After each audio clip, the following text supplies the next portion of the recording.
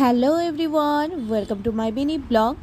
আজ সন্ধেবেলা আমাদেরই এক বান্ধবী মাম্পির বাড়িতে আমাদের নেমন্তন্ন ছিল। আর আজকের নেমন্তন্নটা একেবারেই অন্যরকম। সচরাচর এখনকার দিনে এরকম নেমন্তন্ন খুব একটা পাওয়া যায় না।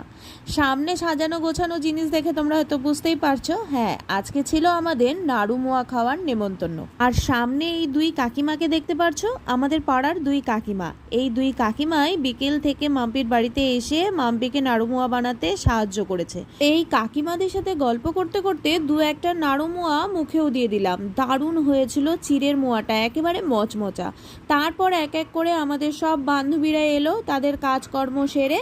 তারপর সন্ধেবেলা আমাদের জমিয়ে হলো আড্ডা। একে তো সবাই মিলে সন্ধেবেলা একটা গল্পের আসর, তার উপর যদি হয় এরকম নাড়ু মোয়ার প্লেট হাতে, তাহলে তো আর কোনো কথাই নেই।